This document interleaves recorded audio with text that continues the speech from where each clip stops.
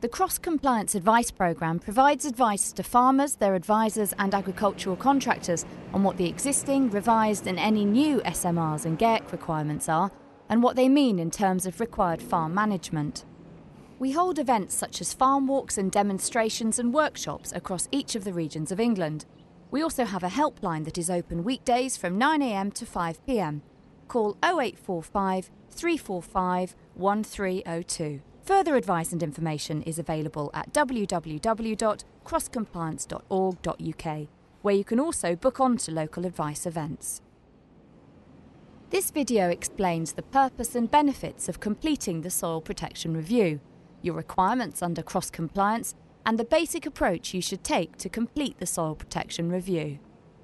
Completing an SPR by the 31st of December of each year is a requirement for all farmers who receive payments under the Single Payment Scheme, as well as certain schemes under the RPDE. Completing the SPR meets the first of several good agricultural and environmental conditions standards. If you don't, you may be liable for deductions to your SPS payment. It can be done by filling in the hard copy template or online via DEFRA's Whole Farm Approach website. On the 1st of January 2010, DEFRA released a revised Soil Protection Review. This version supersedes the previous version of the SPR, although you must continue to take the soil protection measures which you identified in the 2009 SPR continuation sheet. Published alongside this is the new edition of the Single Payment Scheme Cross-Compliance Guidance for Soil Management 2010. This provides you with guidance on how to manage your soils. You should have both of these. If not, contact DEFRA RPA Publications or visit www.crosscompliance.org.uk and download them. Details will be shown at the end of this video. There are three main parts of the Soil Protection Review. Step 1 on page 10, which is actually indicating the potential issues that may occur on a farm. They're real basic broad questions such as, have you got poaching from livestock? And the farmer should identify which ones are important to him. The second risk assessment is to be able to do a soil texturing on the fields as a whole. And you can see here that DEFRA is asking to identify the individual soil type and from the soil type the potential risk. So the soil types we've got here then relate to a risk matrix which is basically in the soil guidance notes, and you can see that the overall risk along the bottom here actually does show that for sandy soils it's a high risk, for medium soils it's a moderate risk, heavy soil it's a high risk. So therefore each field has got to be assessed for its soil type and soil texture. To do that we have to get to a bit of soil from the fields, and each field's got to be done, remember, and it's basically a bit of soil no more than a golf ball size. Then we need to make sure we turn the lump of soil we've got into putty type consistency. You do that by adding a bit of water to it, and just a dribble of water onto a bit of soil is normally enough. Roll it into a ball, and the first question now to follow the chart is it predominantly rough and gritty? So you feel it to feel if you can feel the sand within it. Normally speaking you can't, so the best option then is to actually see if it will roll into a sausage. And by rolling into a sausage we've ended up showing there's enough clay in here so that it's not predominantly rough and gritty. A really important feature, because that means this soil is definitely not light. So it's now going to be either heavy or medium. The next question it asks us is does it form an easy to form ball? To do that, you take your ball and see if it will deform. This one clearly doesn't, it stays solid and therefore is not easily deformed.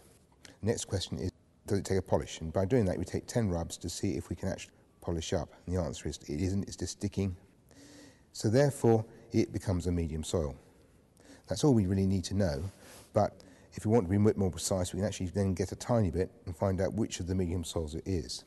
To do that we just basically rub a little bit between the finger and thumb and see if you can feel it being soapy, gritty or neither of the two. This one actually is neither of the two and therefore is a clay loam, which is a standard medium soil. Once we've identified the individual texture of the fields, we now need to identify where they fit into this matrix. Most of the fields in the UK are 80% mediums or moderate fields and therefore are faced with basically being a medium risk situation. However, these need to be upgraded for high-risk situations such as runoff onto roads or runoff into triple SIs, etc. Now we've identified the risks of each field, then what we have to do now is obviously put actions in place to moderate the risk in the field. To do that, we need to fill in a book, and this is a sort of double-page spread here.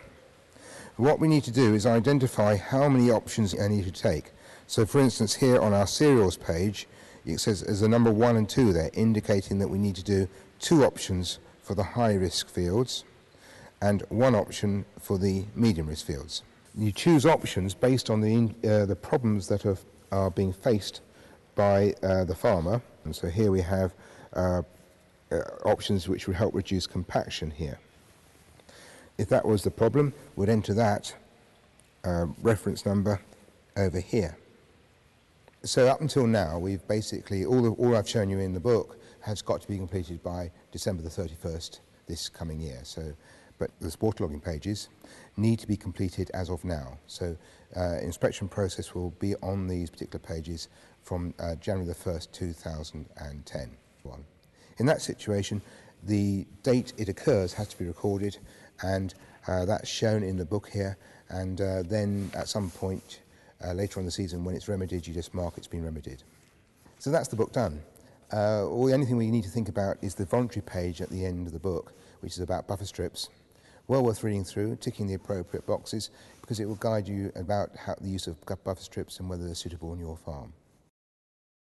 The new Soil Protection Review asks you to identify and record potential soil problems, including those you are already aware of and are addressing, assess and record soil types and degradation risks, select and carry out appropriate measures to prevent and/or remediate these issues. Review these risks and measures each year and reconsider as appropriate. Record access to waterlogged soil and remediate as necessary. Select appropriate post-harvest measures. It is important to understand that the SPR, as well as being a requirement under cross-compliance, can help you to improve yield and production on your farm through better soil management. The Cross Compliance Advice Programme delivered to you on behalf of Natural England.